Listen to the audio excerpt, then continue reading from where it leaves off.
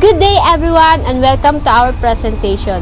We are from BSBA MM1 of University of Rizal System. Before we start our presentation, I'd like to introduce each speaker of the group.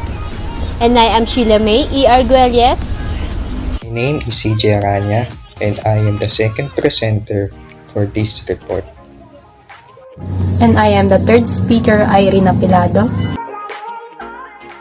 Our presentation tackles about the epic poem of Homer, which is the Odyssey.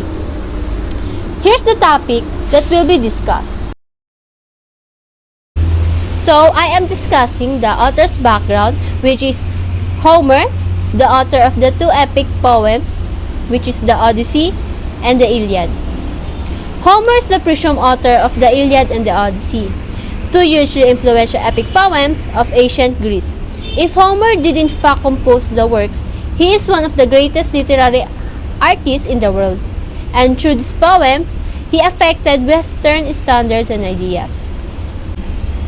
So, Homer is the reputed author of the Iliad and the Odyssey, the two epic poems that are the foundational works of ancient Greek literature. The Greek poet Homer was born in sometime between the 12th and 8th centuries before Christ, possibly somewhere on the coast of Asia Minor. He is the famous for the epic poems, the Iliad and the Odyssey, which have an enormous effect on Western culture. So he was born in between 12th and 8th centuries before Christ and died in Ios, Greece, and his language is Homeric Greek, and nationality Greek, genre is epic, subject epic cycle, and his notable works are the Iliad and the Odyssey. Here's the character upon the story of Odyssey. The first one is Odysseus. He is the protagonist of the Odyssey. Odyssey fought among the Greek heroes of Troy and now struggles to return to the kingdom in Ithaca. Odysseus is also the husband of Queen Penelope and the father of Prince Telemachus. Though a strong and courageous warrior, he is the most renowned for his cunning. He is a favorite of the goddess Athena, who often sends him divine aid, but the bitter enemy Poseidon, who frustrates his journey to every turn. The second one is Telemachus, Odysseus' son, an infant when Odysseus left for Troy. Telemachus is about 20 at the beginning of the story. He is a natural obstacle to the suitors desperately courting his mother. But despite his courage and good heart, he initially lacks the poise and confidence to oppose them. His maturation, especially during his trip to Pylos and Sparta in Book 3 and 4, provides subplot to the epic. Athena often assists him. The third one is Penelope. Penelope is wife of Odysseus and mother of Telemachus. Penelope spends her day in the palace spinning for the husband who left for Troy 20 years earlier and never returned. Homer portrays her as sometimes slightly excitable but also clever, steadfastly to her Odysseus. The fourth one is Athena. Athena, she is the daughter of Zeus and goddess of wisdom, purposeful in battle and the woman arts. Athena assists Odysseus and Telemachus with the divine powers throughout the epic, and she speaks up for them in the councils of the gods. On the Mount Olympus, she often appears in the disguise as mentor and old friend of Odysseus. The next one is Calypso. Calypso is the beautiful nymph who falls in love with Odysseus. When he lands on her island, home of Ogygia, Calypso holds him prisoner there for 7 years until Hermes, the messenger god, persuades her to let him go.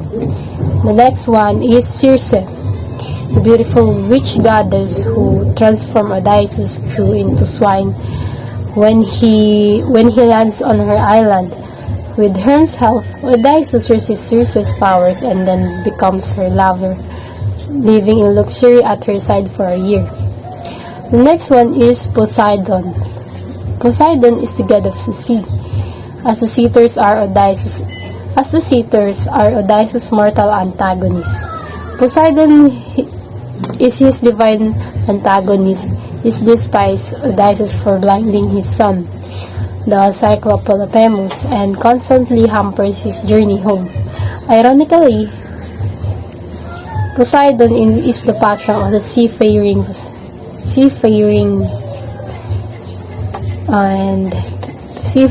physicians who ultimately help them to return Odysseus to Ithaca.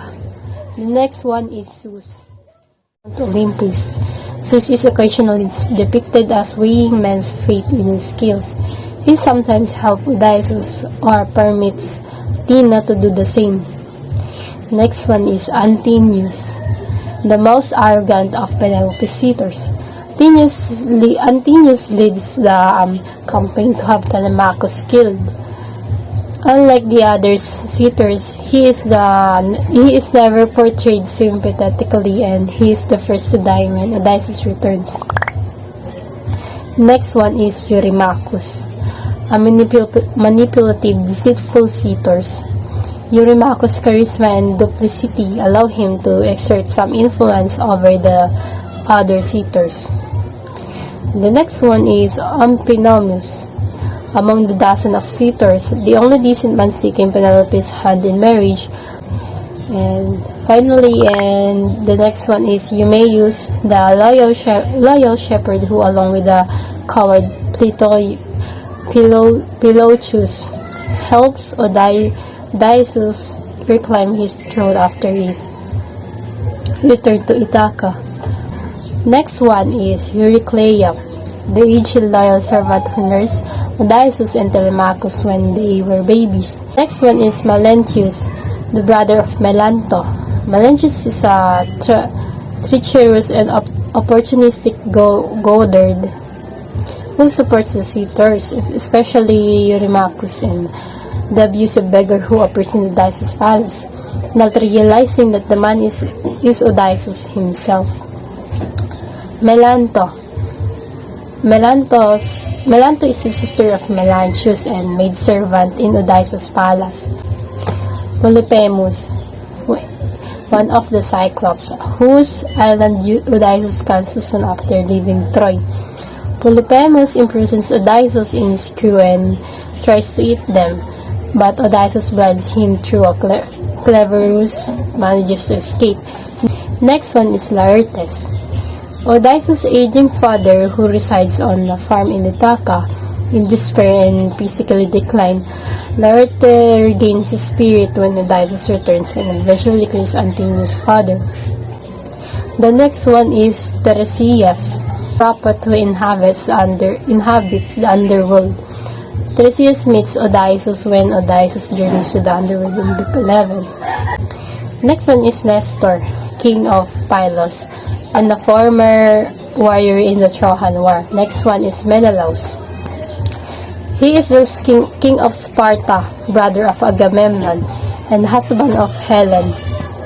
He helped lead the Greeks in the Trojan War. He offers Telemachus assistance in his quest to find Odysseus when Telemachus visits him in Book 4. Helen, wife of Menelaus and queen of Sparta. Helen's abduction from Sparta by the Trojans sparked the Trojan War. Her beauty is without parallel, but she is criticized for giving in to her Trojan captors and thereby costing many Greek men their lives. Agamemnon, former king of Mycenae, brother of Menelaus and commander of the Achaean forces at Troy. Odysseus encounters Agamemnon's spirit in Hades. Agamemnon was murdered by his wife Clytemnestra and her lover Aegisthus. Nausicaa, the beautiful daughter of Queen Alcinoüs and Queen of Arethpetians. Nausicaa discovers Odysseus on the beach in Syria and, out of the budding affection for him, ensures him warm reception reception at her parents' palace. Alcinous. Next one is Alcinous, king of the Patians, who offers Odysseus hospitality in his island kingdom of Syria. Last one is Arit, queen of the Patians, wife of Alcinous and the mother of Nausicaa. Arit is intelligent and influential. Nausicaa tells Odysseus to make his appeal for assistance to Arit. So that's all the characters and their characterization upon the story of Odyssey. Hi, I'm CHARACTERIZATION, and I'm the reporter for the setting of the story of Odysseus. So let's start. The first one is the Ithaca. The kingdom of Odysseus is located on Ithaca. The land of Ithaca also served as the last battlefield between Antinous' allies and their relatives versus Odysseus' family and loyal servants. The second one is the island of Ogygia. The island of Ogygia imprisoned Odysseus for a long time, but Ogygia also took place the Hermes and Calypso scene, where Hermes pleading Calypso to let Odysseus build a ship and leave the island. The third one is the Mount Olympus. The Mount Olympus is the home of gods and the site of the throne of Zeus. The debate between god and goddesses for Odysseus' future was held on Mount Olympus. In the same location is where Zeus sent Hermes to rescue Odysseus from Calypso. The next one is the land of Pyrrhus and Sparta. Prince Telemachus, Odysseus' son, go to Pyrrhus and Sparta to meet King Nestor and Menelaus. These two kings were Odysseus' companions during the war. They want the prince to went to the land to inform him that his father is still alive and trapped on Calypso Island. The next one is the land of Syria. The land of Syria became home of the Patians. There, Odysseus met Princess Nausicaa. The princess eventually guided Odysseus to the royal palace and introduced her mother and father, the king and queen of Patians.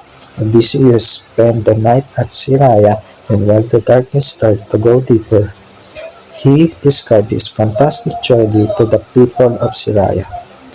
The last one is the land of the Lotus Eaters. At land of the Lotus Eaters, Odysseus witnessed his other troops began to be forgetful, since those soldiers ate some sweet plants on the island.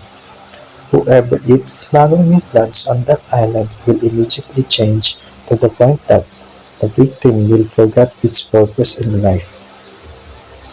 Before I start discussing the introduction, I will gonna introduce first Odysseus. Odysseus is the great-grandson of Hermes, one of the 12 Olympian gods.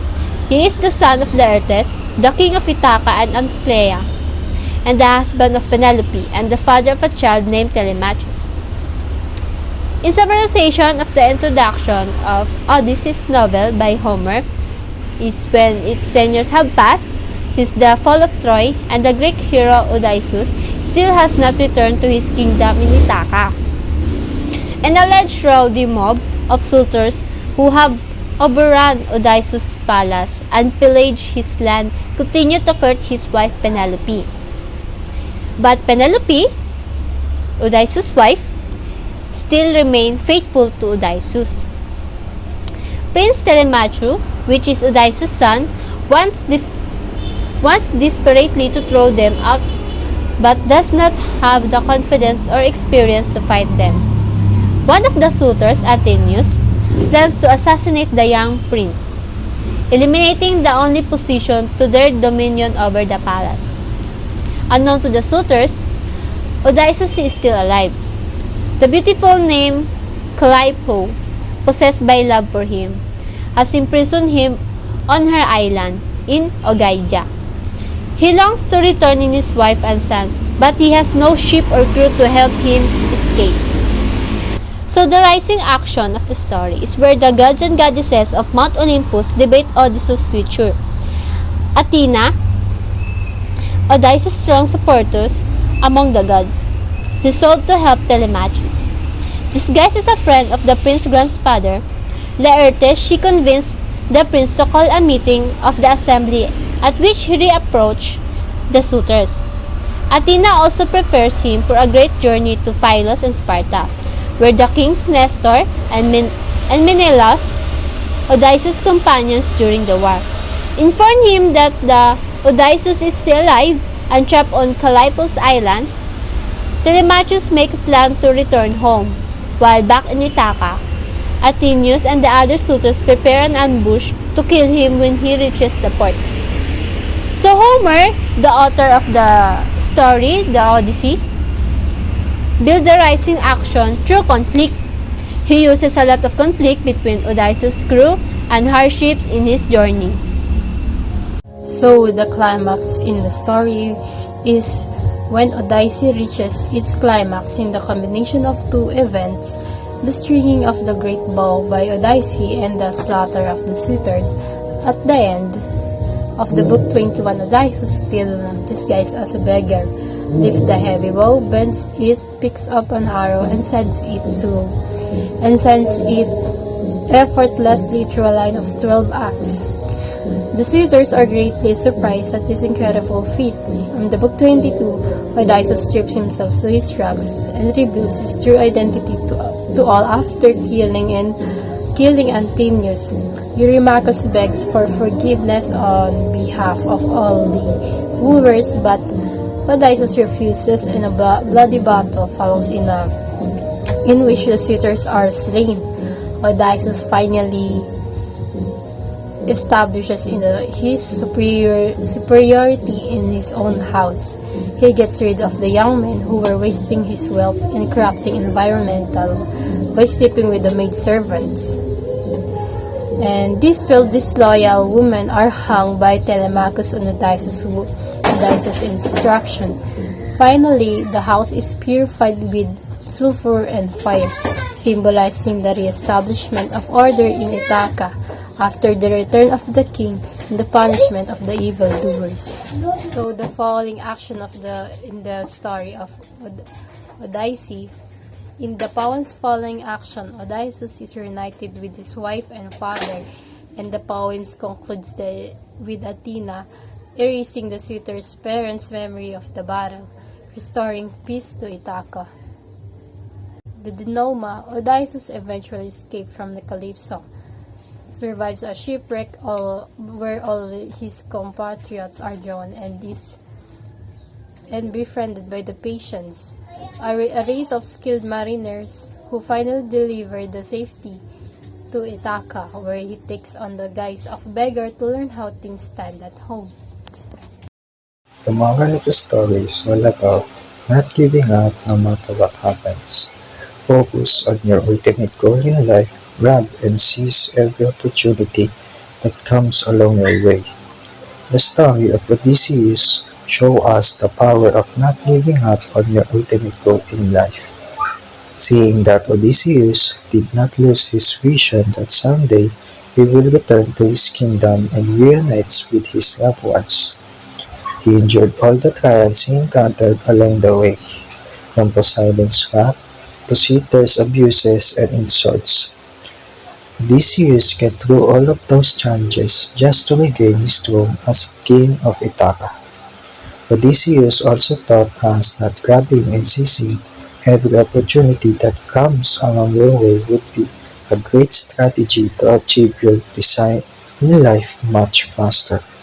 We saw him taking all the opportunity that he sees and immediately use those opportunities to create the result he wants. Like when the suitors and him battled at a contest to gain Penelope's approval of marriage.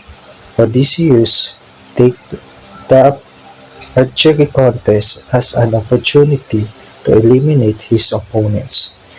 When he was about to perform and successfully completed the queen's test, he suddenly turns at the suitors. Odysseus and Telemachus, along with few loyal men, kill every last suitor. The moral of the story of Odysseus is applicable in real life, especially for those people who want to become successful someday. We all knew that the path to become success will not be an easy journey, but if we apply the moral story of the Odyssey, our way to become a successful person someday will start to become easy little by little. We just need to remind ourselves, what do we want in our lives? Constantly grab every opportunity we seize and not give up our dreams. That is our report, and we hope you like how we presented. Thank you for listening.